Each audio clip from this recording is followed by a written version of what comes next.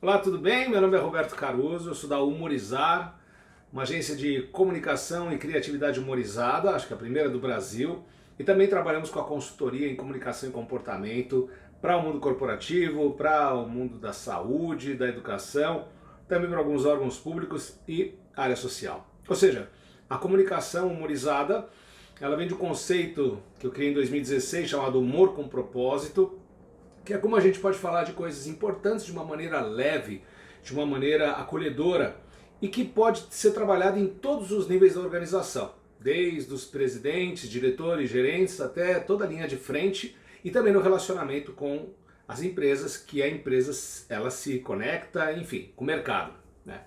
E esse vídeo é para contar para você um pouquinho como que funciona esse trabalho da consultoria comportamental. A Humorizar, você pode visitar o site, que é no www.humorizar.com.br, e lá você vai ver que nós temos diversas atividades, né, com palestras, treinamentos, workshops, mas a área da consultoria é algo que é mais corpo a corpo. Então, esse vídeo é para falar especificamente sobre o trabalho de consultoria em comportamento e comunicação. Muito bem.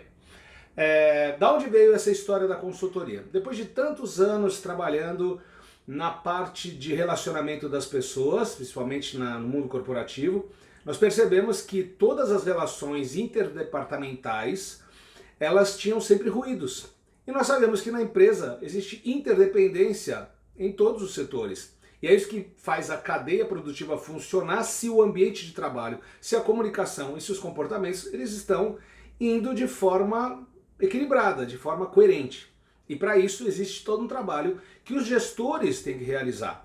Então essa cadeia de distribuição hierárquica começa desde o topo. Eu falo que toda transformação em comunicação e comportamento começa do topo da empresa, precisa começar a ser, tem que ser assim, assimilada e tem que ser decidida pelo CEO, pelo presidente, e aí vir descendo nas cadeias, né, nos níveis hierárquicos, para que todo o trabalho possa ter conexão. E aí sim criar um fluxo, o fluxo de um rio de prosperidade, para que as coisas elas caminhem dentro dos objetivos e das expectativas que os dirigentes ou mesmo acionistas têm junto à empresa. Muito bem, então como funciona o trabalho de comunicação e comportamento? Eu sou formado em publicidade e propaganda, sou bacharel em comunicação social, pós-graduado em marketing pela FAAP e tenho também, dentro das minhas skills, dentro das minhas competências, eu tenho também uma formação, né, uma pós-graduação em artes cênicas que eu fiz na Itália quando eu morei lá.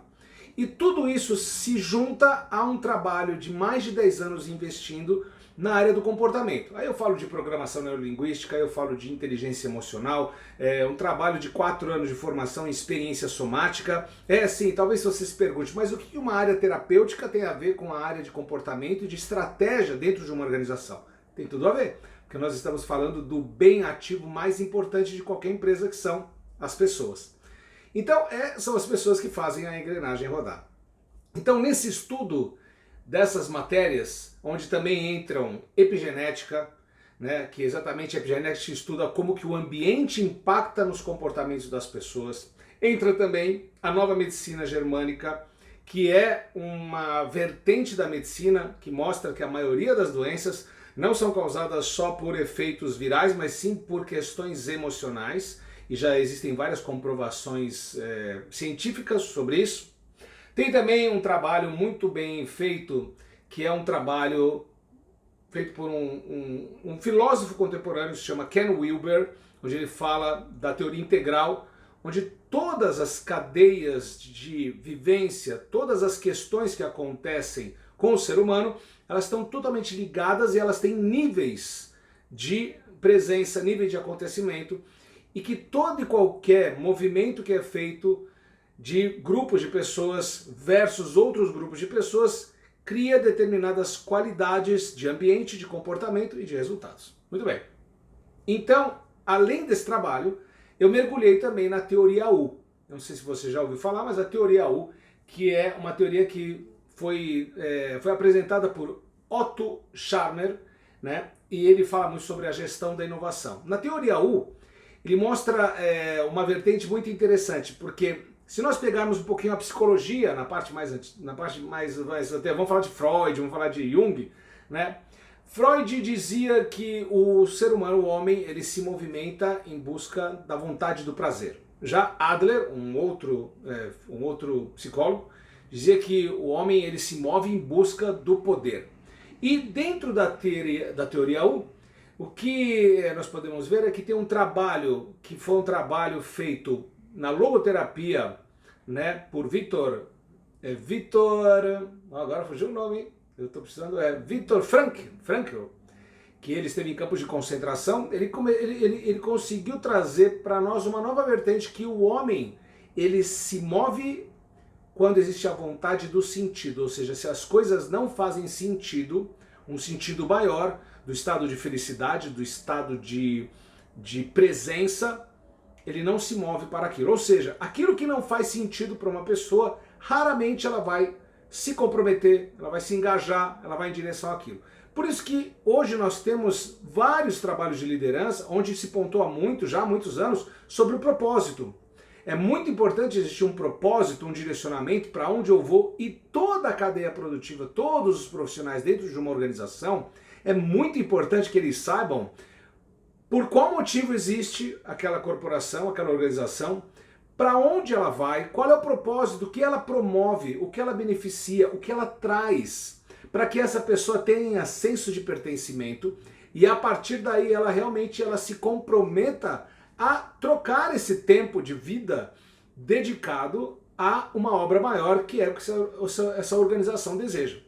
Então vejam só que umas coisas elas foram mudando no decorrer, né, da nossa vida, mas se nós olharmos para o passado, né, se nós vamos olhar para a Grécia 5.000 anos atrás, já existia um tema que hoje se fala muito e é a base do meu trabalho, que é o humor. Quando eu falo disso, dentro da metodologia que eu já vou apresentar para você, quando as pessoas elas estão em ambientes que são acolhedores, ambientes nutritivos, ambientes inteligentes, em ambientes respeitosos, bem-humorados, as pessoas elas baixam a crítica delas e elas aumentam a possibilidade de assimilar, incorporar e inovar dentro do trabalho que elas fazem. E eu estou falando de um médico da antiga Grécia chamado Hipócrates. Hipócrates ele era um médico que já começou a pesquisar o que acontecia dentro do corpo humano. E ele percebeu que quando as pessoas comiam algum alimento um pouco diferente, mais apimentado ou mais cítrico, que a qualidade dos líquidos essenciais do corpo mudavam. E a pessoa mudava de comportamento. Então estou falando dos humores, que até hoje a medicina fala sobre os líquidos, que a linfa, o sangue, a bile negra, a bile amarela, são os líquidos essenciais que estão dentro do nosso corpo, chamados de humores na medicina. Portanto, já fica aqui bem claro, uma pessoa de bom humor não é uma pessoa que é comediante, que é piadista, que fica dando risada de tudo. Não, uma pessoa bem-humorada é uma pessoa que está em bem-estar. Ou seja, bons humores. E aí, eu acredito que você já viveu por momentos que você encontrou pessoas mal-humoradas e percebeu quanto que é difícil você lidar com uma pessoa que está mal-humorada. Ela não está bem. E esse mau humor pode ser um mau humor por conta de pensamentos, por conta do que ela está vivendo na vida pessoal, ou pior, o que ela está vivendo dentro do ambiente de trabalho. E isso faz com que a produtividade dessa pessoa ela não deslanche, ela não vá adiante. Muito bem. Então, no trabalho que eu faço de consultoria comportamental, eu desenvolvi uma metodologia que eu chamo de gestão corporativa bioemocional. A gestão da corporação, mas olhando para o ser humano de forma individualizada, entendendo que esse ser humano ele é um composto de reações a todo momento bioquímicas, emocionais e motivacionais. Então, hoje, nós, depois que passamos pelos grandes momentos da pandemia, nós percebemos que as pessoas mudaram, elas buscam melhor qualidade de ambiente, melhor qualidade de vida, e elas ficaram mais exigentes também. Então, as novas gestões hoje precisam levar em conta essa questão bioemocional, que é exatamente tratar do profissional de uma forma mais apurada, e não só como era na época de pós-revolução industrial, que as pessoas eram simplesmente números para que pudessem realizar, né, bate-estaca aquele trabalho. Tem até um filme do Chaplin, né, Tempos Modernos, que mostra bem esse mecanicismo das pessoas. isso já não faz mais parte da vida. E a empresa que não olhar para isso, a empresa que não entender que as pessoas são talentos em potencial, que podem ser trabalhados de uma maneira diferente a partir da comunicação e do comportamento, elas estão fadadas a terem graves problemas ou até a desaparecerem, como já aconteceu com algumas empresas. Bom, como funciona a gestão corporativa bioemocional? Eu trabalho com 5 inteligências, as inteligências vogais. Que eu falo de vogais porque se a gente analisa o nosso alfabeto, o alfabeto tem 26 letras e tem só 5 vogais. E aí num acróstico eu fiquei um pouco brincando com isso dentro da minha parte de criatividade e falei 5 inteligências vogais. A letra A, inteligência artística. A letra E, inteligência emocional, que tem um grande tratado do Goleman. I, a inteligência instintiva, que é exatamente lembrar que o ser humano ele tem instinto. Ele não reage só pelos pensamentos, ele reage instintivamente antes de pensar. A letra O, inteligência organizadora, que exatamente o espaço de como eu me coloco e como eu estou dentro de um ambiente organizado. E a inteligência unificadora, que é quais são os elementos que fazem com que as pessoas se conectem e consigam trabalhar em sinergia, respeitando as suas diferenças, a diversidade e produzindo de uma maneira criativa, porque a diversidade é um grande presente para a criatividade e para a inovação. Então, dentro desse trabalho das 5 inteligências vogais, é como eu abordo quando eu vou trabalhar com uma equipe. Como funciona? Então, literalmente falando, quando eu trabalho junto com uma consultoria que vê a organização e processo, eu vejo todo um trabalho que é feito de análise, de pesquisa, de questionários, etc. E aqueles dados são compartilhados comigo. A partir daí, entende-se quais são os níveis que vão ser trabalhados. E geralmente tem empresas que nós começamos do topo mesmo. Começamos com presidência, vice-presidência, diretoria e aí começamos a vir abaixo. E dessa forma é muito interessante porque essas pessoas que estão na parte de liderança primordial, elas já tomam também conhecimento de como vai ser a metodologia para os outros níveis da empresa, só que com adequação da linguagem e também dos objetivos que são tratados dentro de um plano de ação visto pela consultoria. Muito bem, e essas atividades como são? Para o esquenta, eu sempre faço um questionário. E eu já fui várias vezes questionado sobre esse questionário, porque as perguntas que tem no questionário, elas parecem meio assim, infantis, ou elas são pueris, enfim. As pessoas estranham um pouco porque não é algo comum que a gente vê em grandes consultorias. Mas também eu não estou muito preocupado com isso, porque o que importa é se a metodologia funciona. E isso eu já tenho prova viva que funciona. Como empresas que eu trabalhei com a Valeo, trabalhei com a Scania, trabalhei com Sicredi, onde nós trabalhamos os líderes, e foi muito bacana, porque além de ser efetivamente dar resultados, foi muito descontraído, então as pessoas assim, elas mergulharam mesmo no trabalho que foi feito de transformação. E como é que é esse questionário? No questionário, às vezes eu faço umas perguntas do tipo, qual é a cor que você mais gosta? Ou qual é a característica da sua mãe, do seu pai, que você mais aprecia? Eu pergunto também se você tem um pet, né? Quais são as 3 principais características que você enaltece nesse seu cachorro, no seu gato?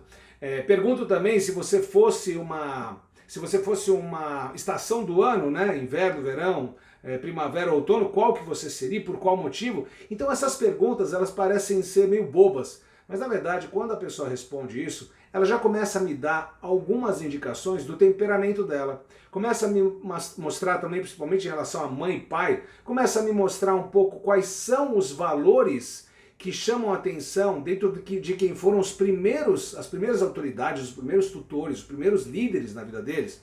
Quando eu falo dos animais, né, a relação com o animal, você pode fazer até esse teste. Se você perguntar para uma pessoa, olha, quais são as 3 coisas que você mais aprecia e você mais enaltece no seu pet? Quando ela te respondeu quais são as coisas que ela mais aprecia, você pode ter certeza que essa pessoa está falando sobre ela mesma. Enfim, então essas questões que são feitas, elas revelam alguns perfis de comportamento da pessoa e que não estão dentro do que normalmente se trabalha dentro do corporativo, porque a linguagem dentro do mundo corporativo, das organizações, é muito processual, é sempre objetivo, é foco, etc. Então a parte de relacionamento humano, ela não é tão trabalhada. E a maioria dos gestores não tem um estudo, não fizeram um aprofundamento na área de gestão de pessoas, tirando as pessoas que são da área de recursos humanos, que estão melhor preparadas, mas os gestores né, de realmente da área de vendas, finanças, TI, logística, não tem esse trabalho. E olha, não é nem culpa deles de não ter essa competência. Eu estou falando de uma questão que vem lá de trás, da época ainda da escola. Na escola, você lembra de ter tido aula de relação interpessoal? E eu falo que tem 3 comunicações que acontecem com todo ser humano. A intrapessoal, ela consigo mesma, a interpessoal, eu com o meu próximo, e aí a extrapessoal. A extrapessoal que eu com o mundo, né, e como o mundo olha para mim. Então essas 3 áreas de comunicação, elas merecem ser olhadas para que você possa fazer uma gestão bem organizada, bem objetiva e colher resultados. Bom, como que acontecem as dinâmicas depois? Então esses questionários, né, e às vezes eu coloco um exercício de, é uma leitura, parece um assessment, mas não é um assessment, porque não é uma leitura de perfil comportamental, e sim é de potências de caráter. Mas na verdade quando eu falo caráter, não é se a pessoa é bem, é boa, se ela é mau caráter ou se ela tem um caráter legal.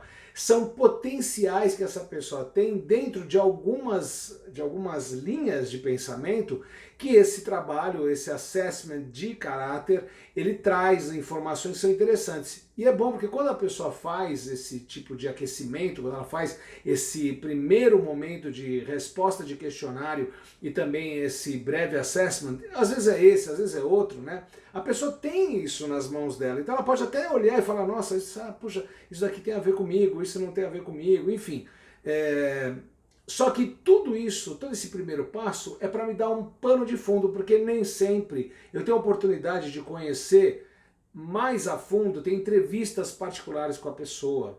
Quando existe um número menor, aí a gente consegue fazer esse trabalho, mas quando é um número maior, ou então quando eu pego uma diretoria que tem um tempo muito breve para poder ter acesso a eles por causa da demanda do dia a dia, então isso me ajuda a dar espaço, dar de qualidade de espaço para eles responder essas perguntas e fazerem esse tipo de exercício, que quando me fazem a devolutiva, eu já mais ou menos eu tenho uma ideia de quem é essa pessoa. E aí, quando a gente se encontra, não é uma surpresa assim de cara, né? Fala, olha, só tô te vendo agora. Não, eu já consigo ter uma ideia de como essa pessoa ela pensa sobre algumas coisas. Então, por exemplo, vou dar um exemplo dos animais. Né? Eu pergunto dos animais e das frutas. Uma vez eu perguntei, um diretor de uma empresa me respondeu que ele, se fosse uma fruta, ele gostaria de ser um limão. E aí tinha logo em seguida por qual motivo. Né? Porque senão seria um mero julgamento. Né? Ah, o limão é azedo, a pessoa é azeda, não. Aí ele me trouxe, olha só que bacana, ela falou, eu seria um limão porque o limão ele é muito versátil. O limão pode tanto temperar uma salada, como também dá para fazer uma caipirinha. O limão, ele tem a propriedade de quando entra na corrente sanguínea, do ácido ele vira básico, ou seja, ele tem essa possibilidade de transformação. E ainda ele foi mais a fundo, ele falou, o óleo que tem na casca do limão pode ser usado para produzir óleo essencial. E o óleo essencial de limão, ele serve para poder trazer a pessoa para um momento mais presente. Então olha só quantas coisas, então que traço eu vejo numa pessoa que me fala dessa forma, sobre uma mera fruta, um limão, gente. Eu falei um limão, ele me trouxe já um compêndio de alternativas de utilização.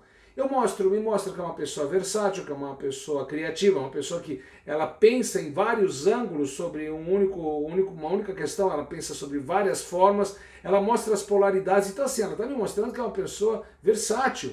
O animal, por exemplo, é bem diferente quando uma pessoa me fala, se você fosse um animal, qual você seria? Se a pessoa me fala que se ela fosse um animal, ela seria um coelho, e eu sempre pergunto por qual motivo, ela vai me falar as razões dela. Mas eu já sei que entre um coelho e um tigre, eu tenho a diferença da característica do animal. O coelho, ele geralmente é um predado, e o tigre é um predador.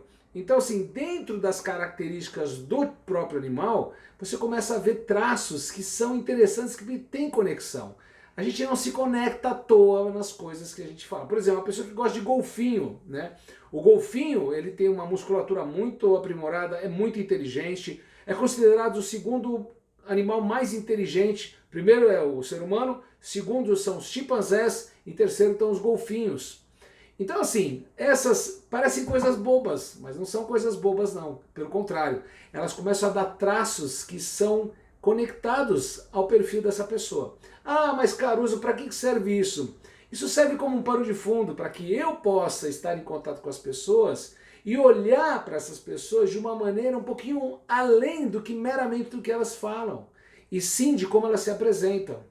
E isso, quando a diretoria, a presidência tem esse conhecimento, quando a gente vai para as outras áreas, quando esse gerente, quando esse diretor, ele vai falar com o presidente, com o vice-presidente, e ele já tem conhecimento de como é o processo da metodologia da consultoria, ele se sente muito mais conectado. Por quê? Porque já passaram pela mesma vivência. Então você não está falando em lugares que eu não conheço. É a mesma coisa que você falar assim, olha, fui para a Itália. Você nunca foi para a Itália. Então você não consegue nem falar sobre a Itália. Você pode até ter ouvido falar sobre o Coliseu, a Fontana di Trevi, mas se você não esteve lá presencialmente, se você não vivenciou aquela experiência, você nunca vai conseguir fazer uma conexão mais integral do que uma pessoa que realmente viveu. Ah, fui para a Grécia. Ah, eu também. Para onde você foi? Ah, fui para Mykonos. Nossa, maravilhosa. Ah, as casas. Então é nesse sentido que esse início de questionário funciona muito bem. E aí a gente parte para as práticas. Quando a gente vai para a prática, eu trabalho com jogos cooperativos e trabalho com atividades com objetos muito simples. Então eu tenho um Lego gigante que funciona muito bem para diversas variações, né, onde a gente começa a ver alguns perfis de comportamento. Eu trabalho com barbantes, né? Barbantes são lindos para a gente poder utilizar de uma forma muito criativa. E, por exemplo, um barbante fino dá para você trabalhar muito em cima das questões, por exemplo, de limite, ocupação de espaço, atitude frente ao outro. E eu não vou ficar aqui dando spoiler, mas eu só estou contando para vocês que quando você trabalha com objeto, não é o objeto que faz a atividade ser de uma maneira ou outra, mas sim a forma como ela é feita, né? Que propósito ela tem e o que se extrai disso. E toda atividade que é feita, toda atividade lúdica, ela é lúdica porque ela não tem uma tela de PowerPoint e conceitos sendo, né, verborragicamente apresentados, mas sim são experiências e tem todo um ciclo. Se faz atividade, se faz um debriefing da atividade, se faz uma análise do propósito e as conexões, né, metafóricas que tem a ver com o dia a dia da organização. Enfim, esse é o trabalho da Humorizar na área de consultoria e comunicação, e eu espero que você, com esse breve, longo, ou essa breve explicação, você se sinta estimulado e confiante de que o trabalho ele é muito bem feito, e o trabalho já foi, né, realizado com várias empresas nacionais e multinacionais, e em breve nós estaremos não só no Brasil, mas também Itália, Espanha e Portugal. Então, muito obrigado pelo tempo que você esteve aqui comigo, e que a gente possa se ver em breve numa consultoria, num treinamento, falando de comunicação e comportamento de uma maneira leve, de uma maneira bem-humorada e de uma maneira eficaz. Até breve e obrigado.